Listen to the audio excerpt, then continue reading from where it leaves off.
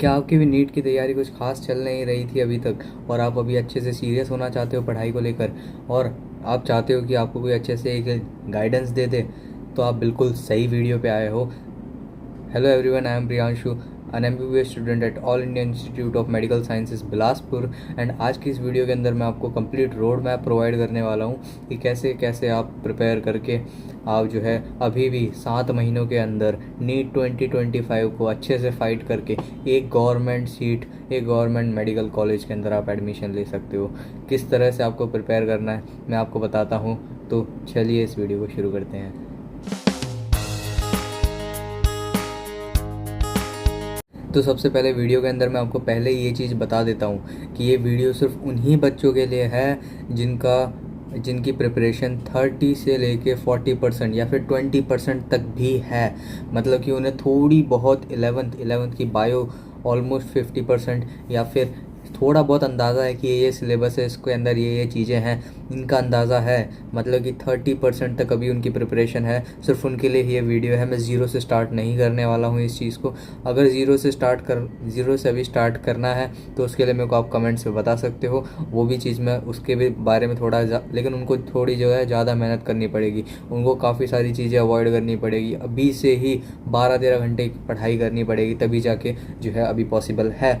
अभी तक कुछ भी हाथ से नहीं निकला है, सब कुछ अभी तक हाथ में, क्योंकि अभी 7 महीने बाकी है। मैंने खुद भी नीट की प्रिपरेशन 40% से लेकर 100% तक लेके गया था केवल 6 महीनों के अंदर।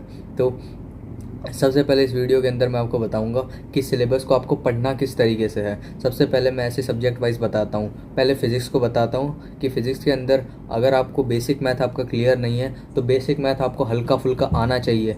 ठीक है, बेसिक मैथ हल्का फुल्का मतलब आपको वेक्टर थोड़ा बहुत आना चाहिए, एकदम परफेक्शन की बात नहीं कर रहा। डिफरेंशिएशन, इंटीग्रेशन, ट्रिग्नोमेट्री एकदम हाई लेवल की नहीं बोल रहा कि जेई मेंस जितनी आनी चाहिए, इतनी आनी चाहिए कि आप जो है फिजिक्स में उसको अप्लाई करके क्वेश्चन सॉल्व कर लो। अगर आपको इतनी आती है तो आप नीट की प्रिपरेशन के लिए आगे लेवल के लिए एलिजिबल हैं अभी तक। ठीक है, फिर बाद में इतनी आती है आपको तो बहुत अच्छी बात है। फिर बाद में आपको फिज़िक्स के अंदर मैं बताता हूँ किस पोर्शन पर आपको ज़्यादा फोकस करना है, कहाँ कहाँ पे आपको टाइम बचाना है और कहाँ कहाँ पे आप टाइम बचा के उसको आप आगे आगे चैप्टर्स कर सकते हैं। मैकेनिक्स पे इतना आपको ध्यान नहीं देना है, क्योंकि मैं आपको बताऊं तो रोटेशन आते आते मुश्किल से 5 क्वेश्चन आते होंगे, और सबसे ज़्यादा टाइम 11th के अंदर इन्हीं टॉपिक्स पे दिया जाता है। रोटेशन आते आते मतलब 1D 2D, फिर बाद में NLM, फिर यहाँ पे WP work power energy, circular rotation, इधर तक आते आते रोटेशन तक 5 क्वेश्चन आते होंगे, इससे ज़्यादा नहीं आते हैं। पूरी 11 से लेके, अगर आपकी 11th कुछ खास है नहीं तो मैं बता दूंगा, आपको इस बात की खुशी होनी चाहिए कि 11th से इतने क्वेश्चन नहीं आते हैं नीट में। इस almost on an average 20 questions तक 11 से आते हैं और 30 क्वेश्चंस जो है 12 से आते हैं। तो 11th का आपका पोर्शन इतना वीक है फिजिक्स का, तो आपको डरने की ज़रूरत नहीं है। हालांकि केमिस्ट्री में इसका थोड़ा अलग बात है। थोड़ी केमिस्ट्री के अंदर आपको 11th आनी चाहिए काफ़ी हद, क्योंकि 11th जो है बेसिक पोर्शन हो जाता है काफ़ी उसका। फिज़िक्स के अंदर आपको 11th का रोटेशन आना चाहिए। रोटेशन मोशन नीट का इतना हार्ड नहीं है जितना आप सोच रहे हो, लेकिन फिर भी थोड़ा बहुत डिफ़िकल्ट है। उसके अंदर से रोलिंग वगैरह जो है पोर्शन डिलीट हो चुका है, तो इसलिए वो पोर्शन थोड़ा आसान हुआ है रोलिंग डिलीट होने के बावजूद। लेकिन एक बात बता दूँ, वो डिलीट तो हो गया, लेकिन उससे एक क्वेश्चन आया था नीट 2024 के अंदर जो कि मेरा सही था, थैंक्स टू माई जूनियर। उसने मेरे को ये चीज़ समझाई थी एक बार, क्योंकि मैंने जब हमारे को ये चीज़ पढ़ाई जा रही थी तब तो ढंग से ध्यान दिया नहीं था मैंने भी।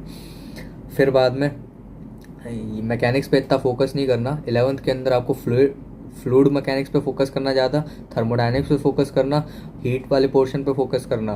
ठीक है, SHM पे करना, वेव्स पे करना, ये ज़्यादा टॉपिक वेटेज वाले हैं। रोटेशन पे भी करना, क्योंकि 1D से गलती से एक क्वेश्चन आएगा, उससे ज़्यादा नहीं आता है। 2D से भी ऐसे ही सेम। NLM से एक दो तक क्वेश्चन आ सकते हैं, WPE से भी 1-2 क्वेश्चन आ सकते हैं। तो वो पोर्शन आप देना। ज़्यादा टाइम 1D 2D में खर्च मत करना, पहले ही बता रहा हूँ। और वेक्टर, डिफरेंशिएशन, ट्रिग्नोमेट्री, अभी बहुत सारे बच्चे सोचेंगे जीरो से स्टार्ट करेंगे तो ये तो पढ़ना ही है। मत पढ़ना, इतने हल्के फुल्का आइडिया होना चाहिए, बस काफ़ी है उतना। फिर बाद में अब हम जो है केमिस्ट्री की बात करते हैं। तो केमिस्ट्री के अंदर मैं बताऊं तो सबसे पहले अपन इनऑर्गेनिक की बात करेंगे। इनऑर्गेनिक के अंदर जो मैं जिस सीक्वेंस से बता रहा हूं उस सीक्वेंस से अगर आप पढ़ोगे तो आपको ज़्यादा अच्छे से कॉन्सेप्ट्स बिल्ट होंगे, ज़्यादा अच्छे से आप केमिस्ट्री को फील कर पाओगे, क्योंकि जितना ज़्यादा आप केमिस्ट्री के कॉन्सेप्ट समझोगे ना उतना ही ज़्यादा आपको केमिस्ट्री समझ आएगी। नहीं तो आप बस यही सोचोगे कि यार इधर जो है इसके एक्सेप्शन ही एक्सेप्शंस भरे हुए हैं केमिस्ट्री के अंदर, ये दिमाग खा रही है पूरा। इनऑर्गेनिक के अंदर तो बहुत सारे एक्सेप्शंस है, खासकर ब्लॉक केमिस्ट्री के अंदर। तो आप जो है ब्लॉक केमिस्ट्री के अंदर तो दिमाग ख़राब हो जाएगा ऐसे। इसलिए सबसे पहले आप पीरियोडिक टेबल को पढ़ना, देन केमिकल बॉन्डिंग को पढ़ना, फिर कोऑर्डिनेशन कंपाउंड को पढ़ना, ठीक है। इन सब के बाद आप ब्लॉक केमिस्ट्री के ऊपर शिफ्ट होना, ठीक है।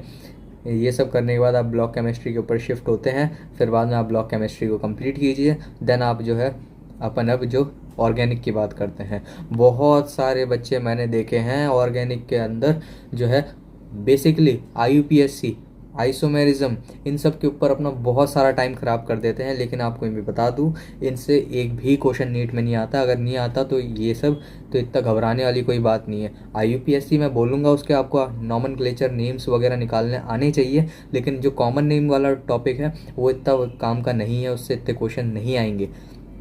आइसोमेरिज्म के अंदर भी बताऊं तो आइसोमेरिज्म के अंदर भी मेन जो है ऑप्टिकल आइसोमेरिज्म वाला जो है काम का है, थोड़ा जियोमेट्रिकल आइसोमेरिज्म वाला पोर्शन काम का है, उससे ज़्यादा आपका कुछ भी काम का उसमें नहीं है। डायस्टीरियोमर वो सब निकालना आता है आपको, बहुत अच्छा है। RS नेमिंग देना आता है, बहुत अच्छा है, ठीक है। खाली ऊपर से मेन कॉन्सेप्ट देखो, ज़्यादा थ्योरी में मत घुसो उनके अंदर, क्योंकि उससे तक थ्योरेटिकल क्वेश्चन आएगा ही नहीं, अगर क्वेश्चन बनेगा भी तो, ठीक है। ज़्यादातर क्वेश्चन ऑर्गेनिक का 12th से आता है और हाइड्रोकार्बन से आता है, ज़्यादातर हाइड्रोकार्बन या फिर 12th वाले पोर्शनों से जो है ज़्यादा क्वेश्चन आएंगे को। लेकिन पता नहीं क्यों ऑर्गेनिक के अंदर ये भी डाउट रहता है कि ऑर्गेनिक को हम पढ़े कैसे। ऑर्गेनिक को इतना ज़्यादा टिपिकल भी नहीं होती है, हालांकि उसके अंदर याद रखने वाली चीज़ें बहुत होती है। ज़्यादा फोकस करना आप नेम रिएक्शंस पे, नेम रिएक्शन और नेम रिएजेंट। रिएजेंट्स आपको हर रिएक्शन के याद करने, चाहे वो नेम हो या ना हो, क्योंकि रिएजेंट ही ऐसी चीज़ है, अगर आपको आगे का जो है प्रोडक्ट ब्लैंक दिया होगा तो आप रिएजेंट की मदद से उसे पता लगा सकते हो कि वो क्या चीज़ बनने वाली है। काफ़ी बार क्वेश्चन आता है, आपके टेस्ट में भी आता होगा कि ऐसे ब्लैंक्स में क्वेश्चन आता है कि पहले यहाँ पे ए प्रोडक्ट ये है, फिर बाद में इसके अंदर एक और रिएजेंट डाला, देन बी बन गया, देन सी बन गया। फिर बाद में उसके अंदर हम क्या करेंगे कि अगर आपको लास्ट का रिएजेंट पता रहता है ना कि इसके अंदर ये वाला चीज़ डल रहा है, तो आप ऐसे गैस लगा सकते हो। लेकिन ये गैस तभी काम आएगा जब आपको रिएजेंट पता होगा उसके बाद ही, ठीक है। और आपको ऑर्गेनिक के अंदर उसे जितनी बार रिवाइज करोगे उतनी बार वो अच्छी होगी। मैं खुद जो है आखिरी के टाइम के अंदर पूरी ऑर्गेनिक केमिस्ट्री, चाहे वो 11th की हो या फिर 12th की, दोनों मिला के 1.5 घंटे के अंदर 1.5 आवर्स के अंदर पूरी कंप्लीट कर लिया करता था। लेकिन ये तभी पॉसिबल हो पाया क्योंकि जब मैं बार बार उन्हें रिवाइज़ किया मैंने। तो पहले इनको कंप्लीट तो करो सिलेबस को। डेट मैं बताता हूँ कि 31 दिसंबर से पहले तक अपना सिलेबस को कंप्लीट कर लेना। 31 दिसंबर में भी कितना टाइम है, पूरा आपके पास आधा सितंबर बचा हुआ है, आपके पास अक्टूबर बचा हुआ है, नवंबर बचा हुआ है और दिसंबर बचा हुआ है। 3 तो पूरे महीने हैं और एक आधा महीना है, तो इसलिए इस टाइम को यूटिलाइज़ कीजिए। 3.5 महीने के अंदर आप जो है आपका 60% रिमेनिंग सिलेबस या 70% रिमेनिंग सिलेबस जो है अपना कंप्लीट करने की तरफ दीजिए। इसलिए आपको जो है ज़्यादा लंबे लेक्चर नहीं देखने हैं। मेन जो है आप अगर आपने नोट्स बनाए हैं तो नोट्स को ज़्यादा प्रेफरेंस दो, नोट्स पढ़ो, और जो है जो आपका कम्प्लीटली ख़त्म है ना वो चैप्टर, उसके ही लेक्चर लो। ज़्यादातर आप नोट्स पढ़ा करो, ठीक है। फिर बाद में जो है अपन फिज़िकल केमिस्ट्री की बात करते हैं। फिज़िकल केमिस्ट्री के अंदर 3-4 चैप्टर हैं जो कि बहुत इंपॉर्टेंट है, उसको तो आप कंप्लीट कर ही लेना। जैसे कि अपने 11th के अंदर जो है इक्विलिब्रियम आ जाता है और जो है थर्मोडायनेमिक्स आ जाती है। 12th के अंदर बात करें तो अपना इलेक्ट्रोकेमिस्ट्री आ जाता है। मैंने केमिकल काइनेटिक्स, एटॉमिक स्ट्रक्चर, इन सब का नाम इसलिए नहीं लिया क्योंकि एटॉमिक स्ट्रक्चर फिजिक्स की मॉडर्न फिजिक्स के अंदर भी पढ़ाया जाता है। एटॉमिक स्ट्रक्चर जो है मैंने जो है 11th के अंदर नहीं पढ़ा था, वो मैंने मेन जो है मॉडर्न फिजिक्स के अंदर उसके कॉन्सेप्ट्स क्लियर किए थे। क्योंकि मॉडर्न फिजिक्स के अंदर जितना एटॉमिक स्ट्रक्चर को पढ़ाया जाता है उतना ही वो काम का होता है। एक्सटर्नल थोड़ी बहुत चीज़ें आपको पढ़नी पड़ेगी जो कि आप इतना तो पढ़ ही सकते हो, ठीक है। क्योंकि एटॉमिक स्ट्रक्चर पढ़ लिया तो दोनों चीज़ें क्लियर हो जाती है। थर्मोडायनेमिक्स फिजिकल की कंप्लीट कर ली तो फिजिक्स की भी थर्मोडायनेमिक्स वैसी ही है, खाली वर्क के अंदर यहाँ पर आपको जो है नेगेटिव साइन देखने को मिलता है, वहाँ पर ये चीज़ नहीं होती है। तो ये चैप्टर है, आपको ऐसे सीक्वेंस में इन्हें पढ़ोगे तो बहुत अच्छा रहेगा। एटॉमिक स्ट्रक्चर की बात करूँ तो मॉडर्न फिजिक्स का मॉडर्न फिजिक्स पहले पढ़ना, देन आप जो है केमिस्ट्री का एटॉमिक स्ट्रक्चर पढ़ना। अगर आपको केमिस्ट्री का एटॉमिक स्ट्रक्चर नहीं आता है तो बहुत अच्छी बात है, आपको वो जो है मॉडर्न फिजिक्स के अंदर काम आएगा, क्योंकि 12th में हो तो अभी तक मॉडर्न फिजिक्स हुई नहीं होगी कोचिंगों में। अगर हो गई है देन बहुत अच्छी बात है। फिर बाद में मैं बायोलॉजी की बात करता हूँ, तो बायोलॉजी के अंदर लोग बोलते हैं कि सिर्फ एनसीईआरटी पढ़ो, एनसीईआरटी पढ़ो और एनसीईआरटी ही आपका रामबाण है। तो ये बात बहुत हद तक सही भी है, लेकिन ये 10% बात गलत भी है, क्योंकि सिर्फ एनसीईआरटी पढ़ के आप जो है 360 आउट ऑफ 360 स्कोर नहीं कर सकते हो। मेरे को याद है मेरे बायो के अंदर 3 क्वेश्चन गलत हो गए थे। हाँ, बहुत सही से सुना, मेरे 3 क्वेश्चन सिर्फ बायो में गलत हो गए थे, और वो काफ़ी सिली मिस्टेक्स की वजह से हुआ था। लेकिन मेरे को इस बात का दुख नहीं है कि मेरे 3 क्वेश्चन गलत थे। इस बात की मेरे को थोड़ी बहुत खुशी भी थी कि मेरे 345 मार्क्स सिर्फ बायो से आए थे। तो इतना इस बायो के अंदर मैंने आखिरी के 2 महीने तक बिल्कुल टच नहीं करी थी, क्योंकि इससे पहले तक आखिरी के 2 महीने से मेरा क्या मतलब है, अप्रैल के अंदर मैंने बायो बिल्कुल नहीं पढ़ी थी खास, थोड़ी बहुत मैं देखता था। और जो है मार्च में भी मैंने नहीं पढ़ी थी, क्योंकि मेरे बोर्ड्स चल रहे थे उस टाइम पे। इसलिए मैं ज़्यादा टाइम जो अपना फिजिक्स और केमिस्ट्री को देता था, क्योंकि बायो मैंने एक बार बहुत अच्छे से पढ़ ली थी इसलिए। और बायो जो है मेरी तरीके से पढ़ो तो मैं पहले जो है नोट्स को पढ़ता था, फिर बाद में मैं एनसीईआरटी पढ़ता था। एनसीईआरटी तो पढ़ो ही पढ़ो, नोट्स को इग्नोर मत करना बायो में, क्योंकि नोट्स इग्नोर कर दिए तो बहुत कुछ हो जाएगा। काफ़ी सारी आउट ऑफ सिलेबस वाली चीज़ें भी जो है टीचर आपको अपनी नोट्स में लिखाता है, लेकिन जो है वो टॉपिक से जो लिंक है सिर्फ उसको आप पढ़ना। जो एकदम ही बाहर चल रहा है, एकदम ही बाहर के एग्जाम्पल्स हैं, उनको आप जो है इतनी प्रेफरेंस मत देना। लेकिन जो है थोड़ी बहुत आउट ऑफ सिलेबस चीज़ें आपको फिजिक्स में भी पढ़नी है, केमिस्ट्री में भी पढ़नी है। फिजिक्स में इतने पढ़ाते भी नहीं है, केमिस्ट्री में तो पढ़नी है, और साथ में बायो के अंदर भी पढ़नी है। क्योंकि गलती से भी क्वेश्चन आया तो क्वेश्चन के अंदर जो आंसर होगा वो आउट ऑफ सिलेबस नहीं देने वाले, वो ऑप्शंस जो हैं उसके वो आउट ऑफ सिलेबस हो सकते हैं।